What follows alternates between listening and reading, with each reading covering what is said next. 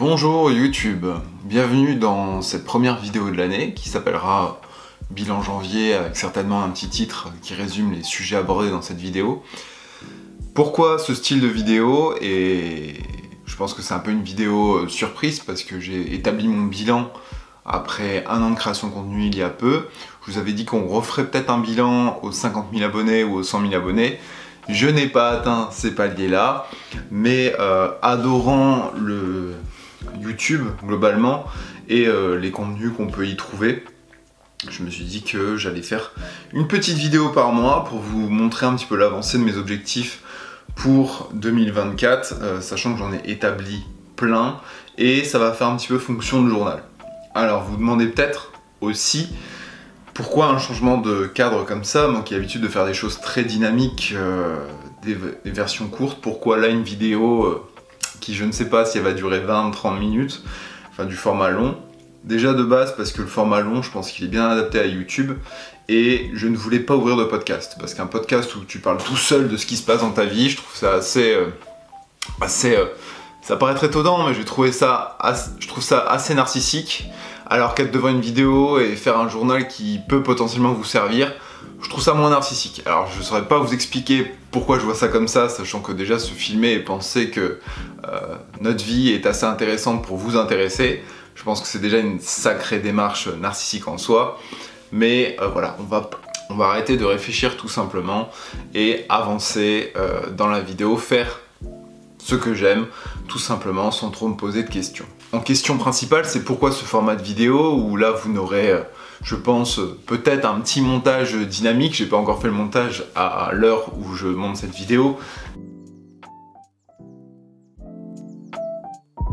Du coup, pourquoi ce format de vidéo? Parce que c'est un format, du coup, que j'ai dit que j'apprécie énormément. Et j'aime bien un petit peu cette vague qui est en train de revenir sur YouTube, du format que je peux appeler Roots, qui veut dire racine. Et en gros, c'est un petit peu le retour au premier format qu'on a pu voir sur YouTube, c'est-à-dire des gens qui racontent des histoires ou du vécu face à des caméras, à côté de tout ce qui est sketch, etc. Et moi, c'est un contenu que j'apprécie beaucoup parce que c'est un contenu que je peux à la fois regarder, parce que des fois, il y a des orateurs captivants, et parfois, les histoires sont cool et tu peux les laisser en fond sonore en fait. Tu peux juste écouter l'histoire et faire autre chose en même temps. D'ailleurs, je vous invite, en lançant cette vidéo, à faire votre ménage, parce que c'est important de faire le ménage, je le rappelle encore une fois, ou de tout simplement faire votre vaisselle, ranger votre linge, enfin bref. Les activités que vous avez prévues sur votre to-do list, le dimanche matin ou en soirée, bref, vous verrez vous-même. C'est pour ça que je me monte dans le plus simple des appareils dans le plus simple des appareils, je suis pas non plus à poil, je suis juste dans ma version oversize. Le but aussi dans ce type de format, c'est un petit peu de parler sans fioriture, c'est-à-dire pas trop de cuts. Il y en aura forcément un petit peu parce que je dois bien prendre mon temps et réfléchir à ce que je vais dire, mais pas couper à chaque fois. Je fais des chaque fois que j'hésite, etc., où il y a des mots en double. Voilà, c'est de garder un petit contact. Un contact naturel, parce que je me suis rendu compte que quand je regardais des vidéos de personnes qui faisaient cet exercice-là, de parler devant la caméra, même si leur diction n'était pas incroyable, même s'ils avaient des tics de langage, bah, je restais captivé en fait, c'est des humains et je comprenais totalement le fait qu'ils n'aient pas de problème, enfin qu'ils aient des petits tics de langage à gauche à droite.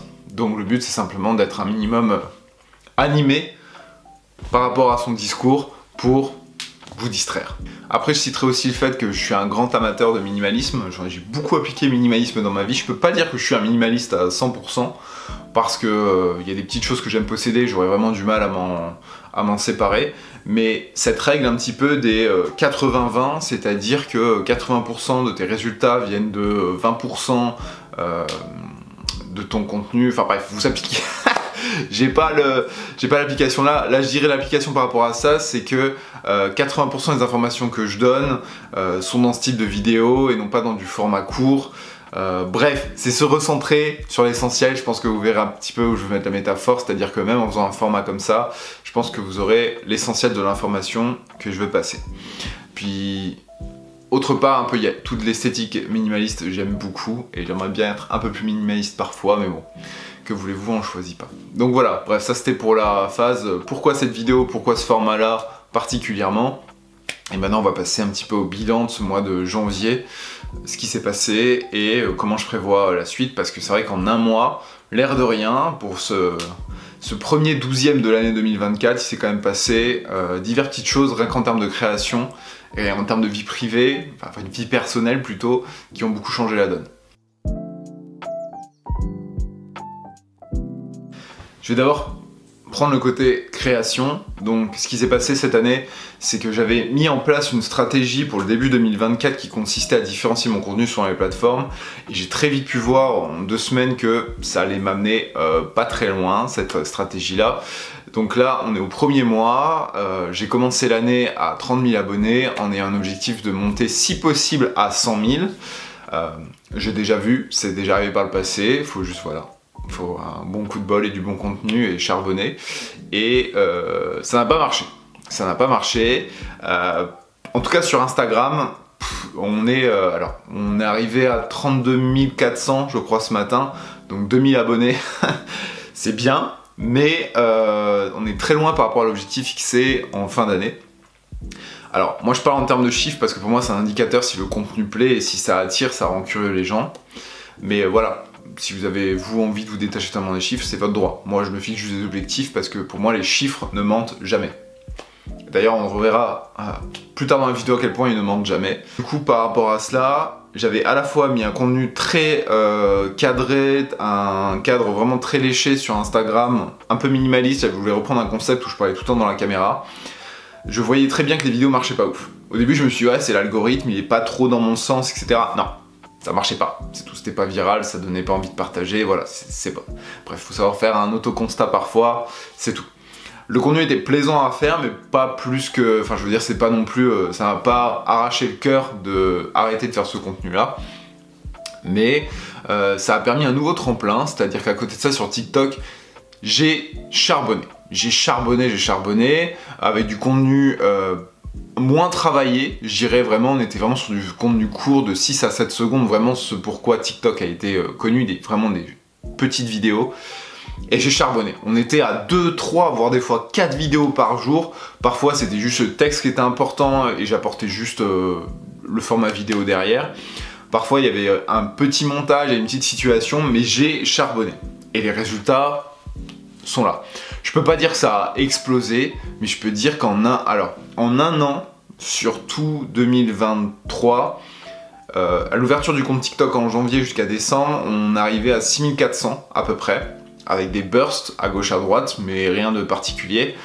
Là donc, depuis la fin d'année 2023, donc je vais dire la dernière semaine de décembre jusqu'à aujourd'hui, donc à peu près un mois complet, un peu plus, je suis maintenant à 8300, je crois, 8300 abonnés, donc presque 2000 abonnés de plus en charbonnant. Et en fait, on voit que l'engagement augmente, que les gens qui viennent sur la page regardent les anciennes vidéos, bref, c'est un cercle vertueux. Bref, on va dire sur TikTok, j'ai trouvé la recette, et ce qui est bien, c'est que ces personnes-là qui viennent pour le format court restent aussi pour le format long. C'est un peu moins populaire, parce que ça demande, voilà, on demande aux gens d'être sur TikTok alors qu'ils veulent consommer du contenu rapide, de rester 2 à 3 minutes. C'est pas forcément pour, mais au moins si je mets par petite dose, ça passe bien mieux. Enfin, en tout cas, c'est mon compte rendu par rapport à moi. Donc j'avais aussi ouvert le compte Facebook en même temps, mais bon, Facebook, j'y attache pas trop d'importance, c'est pas mon public, clairement pas. Donc voyant que ça marche super bien sur TikTok, et ben je me suis dit, bah écoute, on va réappliquer la même stratégie sur Instagram, et c'est ça qui a fait redémarrer le compteur, hein. Clairement, j'étais en train de stagner sur les 30 000, là on est, si j'ai pu prendre 2000 abonnés les derniers temps, c'est principalement à ces petites vidéos virales, qui étaient, j'ai repris simplement celle de TikTok, sauf que, plutôt que d'en faire 3 par jour, j'en mettais une par jour, donc du coup, 1 à 2. Donc du coup, on a vraiment une grande avance sur TikTok par rapport à mon contenu, qui continue, entre guillemets, de prendre de l'avance, et j'essaie de republier ce qui a le mieux marché sur Instagram. Et c'est en fait une stratégie qu'ont fait beaucoup de TikTokers qui avaient explosé sur TikTok, qui sont arrivés ensuite sur Instagram, de prendre que le meilleur de TikTok et le mettre sur Insta. Je pense que c'est une bonne stratégie, et c'est comme ça que je vais continuer cette année, parce que de toute façon, ce format court-là me plaît de plus en plus, parce qu'il y a vraiment une challenge à la créativité de dire ok, j'ai 6 à 15 secondes pour faire passer une idée, un concept, une histoire, comment est-ce que je peux faire pour le faire passer au plus vite? Et ça me revient à la notion minimaliste, c'est que parfois je me prenais vraiment trop la tête en termes de costume, en termes de mise en scène, Vraiment, c'était un peu l'enfer. Là, je me dis, non, mais les gens, en fait, limite, je peux ne pas changer de coupe de cheveux, pas changer de vêtements. Les gens, ils s'en foutent, en fait. Ils veulent juste le contexte de la vidéo et la mise en situation. Si j'ai envie de faire vraiment de la grosse mise en scène, je fais une série de vidéos. Ça, c'est un... Effectivement, je l'ai fait. Là, actuellement, sur mon compte Insta, il y a 2 séries. Je veux vraiment parler de séries parce que il y a des épisodes et je vais les continuer tout au long de l'année 2024. Il y a la Spatz Investigation qui, elle, me permet vraiment d'aller vraiment loin dans mon contenu scénarisé avec beaucoup d'humour absurde que j'adore. Donc là, j'ai vraiment un large panel de choses que je peux exploiter. Et j'ai une sorte d'arc manga aussi avec tous les tatoueurs que je rencontre que je vais rencontrer au fil de cette année. Et ça aussi, ça me tient à cœur parce que c'est aussi, on est dans l'absurde, beaucoup plus avec la touche geek que j'apprécie. Et ça me hype. Et en fait, je peux mettre mon énergie créatrice vraiment sur ces 2 projets-là et le reste vraiment faire des petites vidéos à gauche à droite qui me plaisent, qui sont virales pour le coup parce que ça se partage très bien. Et comme ça se passe nickel là actuellement. J'ai trouvé un bon équilibre dans ma création de vidéos et je pense que ça va bien charbonner jusqu'à la fin de l'année. Et j'espère que ça fonctionnera. Après l'objectif, je me fixe pas non plus comme c'est l'objectif de ma vie. Je dis juste que si ça arrive, c'est cool. Si ça n'arrive pas, et bien tant pis, on a donné son maximum et puis je me contenterai de ça. Mais je vais quand même tout faire, esprit shonen, pour arriver à mon objectif. Et pour finir le chapitre création, et bien du coup j'ajoute la flèche YouTube à mon arc. Avec la création de vidéos, je ne dis pas que je vais que faire des bilans tous les mois. Il se peut aussi que je fasse des vidéos qui me tiennent à cœur, un peu plus aussi dans du format long, sur d'autres sujets qui me donnent envie, tout simplement. Je vais continuer à mettre les épisodes de mes séries ici sur YouTube, vraiment en format vidéo, et non pas format short. De toute façon, ça dépassera plus d'1 minute, ça c'est sûr. Mais au moins, vous aurez quelque chose à suivre en plus de ces, je peux dire, vlog bilan tous les mois. La montée sur les réseaux sociaux et le fait que j'ai vraiment abordé des sujets qui me plaisaient comme le tatouage, le métal, la culture geek, vraiment sur tout 2023, il y a eu depuis le Hellfest, vraiment ça a été le point de départ, ça a été aller beaucoup plus loin dans l'assurance que je peux faire le contenu que j'aime et que les gens resteront. Ça peut paraître bête pour vous, parce que peut-être vous m'avez connu par du contenu métal, du contenu geek ou ce genre de choses, mais début 2023, j'ai quand même un contenu très tout public, vraiment très visé pour les femmes. Je parlais beaucoup d'amitié homme-femme, je parlais beaucoup de dating, je continue d'en parler parce que ça fait partie entre guillemets de ma vie, tout ce qui tourne autour de l'amour, du date, du couple, l'amélioration de soi. Du sport aussi, je faisais beaucoup, mais là, j'ai vraiment tourné au fil de l'année, tout au long de l'année, sur vraiment un contenu qui me plaît, qui correspond bien plus à ma personnalité, et ça a vraiment donné un boost de confiance en soi, dans la création et dans l'envie de faire encore plus des choses que j'aime et de ne pas craindre le regard extérieur en disant ah ils vont trouver ça cringe ou non ça correspond pas à ma niche, etc. Là c'est bon, je pense que ma niche elle est trouvée, j'ai pu faire un petit combo entre Moselle, métal et humour absurde sur mon compte, donc bien content que les gens aient rejoint ce bateau là. Et si vous me rejoignez après cette vidéo YouTube ou que vous m'avez rejoint depuis peu, eh bien bienvenue à vous et merci pour votre soutien. Le fait d'aborder ces petits thèmes là, donc je le disais, a pu m'ouvrir des portes, a pu m'ouvrir des opportunités. Là aujourd'hui c'est des salles de concert qui me contactent ou des festivals pour les mettre en avant, principalement en rock metal, et les opportunités offertes sont vraiment dingues, donc je vous remercie. C'est grâce à vous, grâce à vos likes, grâce à vos partages que je peux faire, que je peux assister à ces concerts là, les promouvoir et faire en sorte que la scène métal avance un petit peu en France, parce qu'on n'est pas beaucoup en tant que créateur de contenu métal en France, que ce soit sur YouTube, Insta, beaucoup aux États-Unis et dans les pays anglo-saxons, mais alors en France. Donc je vous invite, si vous êtes fan de métal et que vous avez un petit talent pour la vidéo, à vous exposer un peu plus. Si vous le souhaitez, bien sûr, pas d'obligation, mais ça manque un peu, donc vous serez accueillis les bras ouverts. Hop, la petite postée. Côté perso, ce qui a pu changer, vie personnelle, c'est que j'ai pu reprendre une activité professionnelle, donc à savoir que le mois de décembre, je l'ai passé on va dire vulgairement au chômage, quoi. J'avais démissionné de mon ancienne société où je ne m'y plaisais plus. Et j'ai passé le mois de décembre à avoir un petit aperçu de ce que c'était la vie d'un auto-entrepreneur qui fait que de la vidéo, la vie d'un créateur de contenu. Et mon Dieu que c'était difficile de s'autodiscipliner à faire des projets quand t'as pas de deadline, quand t'es pas payé pour ça. Très très très compliqué. J'avais pas le syndrome de la page blanche, mais vraiment la procrastination, alors que c'est pas trop mon style d'habitude. Mais bon, c'était là, c'était comme ça, c'était un mois qui était... on va dire c'est que à la fin de ce mois-là que j'ai trouvé la bonne routine pour créer des vidéos, pour comment dire, pour faire la création de masse sur TikTok, pour remettre ça sur Insta. Et j'aurais pu après en profiter encore un peu plus si j'avais été encore sans activité, mais hors de question pour moi. Il fallait vraiment que je retrouve, on va dire, un cœur dans ma journée, une activité professionnelle dans laquelle je peux m'épanouir et que je continue de faire ça de côté. Et aujourd'hui, j'ai la chance voilà, d'avoir trouvé un parfait équilibre. Là, aujourd'hui, je peux pas me plaindre. On va dire que sur une note de 0 à 10 de mon bonheur, je pense que je dois facilement être à 8 ou 9. Il y a tout qui va bien, donc je n'ai clairement pas à me plaindre. Donc je suis extrêmement motivé à continuer sur tous les petits plans de ma vie que j'ai entamé en 2023 et je pense que 2024 sera une année de dingue. Maintenant, je n'ai pas de bois. Si, hop là, je touche ma table de chevet en bois, je touche du bois pour ne pas que ça me revienne dans la tête. Mais voilà, vous avez un bon aperçu du mood actuel. Niveau objectif perso, il est vrai que dans ma liste des objectifs de cette année, je devais perdre 10 kilos. Enfin, en tout cas, c'était un objectif que je m'étais fixé, je devais entre guillemets essayer d'atteindre. Si j'étais pas forcément à 10, ça allait aussi. Mais c'était un souhait pour moi sportif de me challenger parce que je suis bien dans mon corps, je suis bien dans ma peau. Maintenant, je sais que je peux être mieux et je voulais aller vers ce mieux et me bouger un peu les fesses. Donc début d'année, j'ai fait beaucoup de meal prep avec des plats que je pensais qui étaient équilibrés, mais c'était juste trop chargé par rapport à ma sédentarité globale. Quand t'as un métier de bureau, c'est très compliqué. Et durant le mois de décembre, avec le froid, la pluie, j'ai moins couru, moins marché dehors. Du coup, vu que j'étais pas constamment chez moi, mais j'étais très souvent chez moi.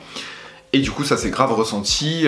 Je suis monté vraiment, je crois que j'étais en 95-96 kg au 1er janvier. Et aujourd'hui, je pèse un 93-94. Donc j'ai déjà perdu un bon premier ou 2 kilos. Mais ça, c'est qu'arrivé durant les 2 dernières semaines parce que la première stratégie de meal prep n'a pas bien marché. Je crois que j'avais maintenu parfaitement mon poids, alors c'était pas le but. Et c'est suite à je peux pas dire une grosse claque, mais une mini claque qu'a mis une amie en disant pourquoi tu traques pas tes calories, c'est la méthode la plus simple, tu peux tout manger, t'as pas besoin de te priver de sucre, de ci, de ça, faut juste que tu règles tes quantités. Ça a mis une petite claque, j'avais déjà fait ça par le passé, mais j'avais une très mauvaise relation par rapport à FitnessPal par la suite. MyFitnessPal, qui pour rappel est une application de tracking de calories et de macronutriments. Mais c'était il y a 6-7 ans, je pense avoir pris en maturité, je me suis dit pourquoi pas recommencer. Et c'est ce que j'ai fait, donc j'ai fixé mes macros, je me suis mis un beau 2500 calories à atteindre. En parallèle de ça, j'ai repris une prépa course à pied vu que je n'ai pas pu reprendre le MMA malheureusement. Une prépa course à pied trail parce que j'ai des courses prévues dans l'année. Et voilà, les résultats sont là. En fait, je me sens super bien en course à pied, je me sens plus léger, je vois ma taille c'est déjà un petit peu affiné. Maintenant, on n'est qu'à 10% de l'objectif, le but c'est que ça continue. L'objectif est à atteindre pour décembre 2024, mais si je pouvais déjà l'atteindre en cette première partie de l'année pour conserver cette shape là tout le reste de l'année, ça serait vachement bien. Maintenant, il y a la vie, je suis pas compétiteur, j'ai pas de deadline de shooting, etc. Comme j'ai dit, je me sens bien dans ma peau, donc si ça prend 12 mois pour perdre ces 10 kilos, ça prendra 12 mois. Tant que je les garde off après, ça me va très très bien comme plan. Et si vous êtes aussi dans un objectif donc de perte de poids ou d'améliorer votre shape générale, vous avez pris le sport et tout, j'ai pris pas mal d'informations d'une chaîne YouTube les derniers temps qui s'appelle, la chaîne YouTube c'est de Lucas Gouif, qui est un coach sportif, qui a une méthode d'entraînement qui est pas atypique. C'est juste que lui, depuis un certain temps, j'écoute ses podcasts et il va mettre en avant le fait que votre physique en fait est le reflet de non pas vos 4 séances par semaine à la salle, mais le reflet de votre lifestyle. Et on va au-delà de la nourriture, on va plus au niveau de votre sédentarité. Si vous avez comme moi un métier de bureau, ça peut être très très compliqué de brûler des calories au quotidien, donc votre métabolisme n'est pas très élevé. Donc eux, ils ont une approche, lui et son ami Antoine, qui est très souvent dans les vidéos, ils ont une approche de faire un maximum de pas, c'est-à-dire tous les jours. Donc eux ils visent 15 000 à 17 000 je crois. C'est une très bonne technique parce que c'est vrai que quand je regarde les données, 15 000 à 17 000 calories, c'est à peu près 300 à 500 calories de brûlé, sans avoir réellement de fatigue nerveuse, sans avoir de grosse fatigue générale, donc vous conservez votre énergie pour vos séances de sport, et je pense qu'effectivement ça peut faire l'affaire. Moi ce n'est pas une stratégie que je vais utiliser parce que la prépa course à pied m'oblige déjà à avoir 5 heures de course à pied en moyenne, un peu moins par semaine, donc moi voilà, ils sont là mais pas, clairement, et je dois juste manager l'intensité pour que ce soit vivable. Mais je vous conseille de consommer leur contenu si vous êtes pratiquant ou non pratiquant. Non pratiquant, ils vont quand même balancer pas mal d'informations qui peuvent être du vrai charabia pour vous.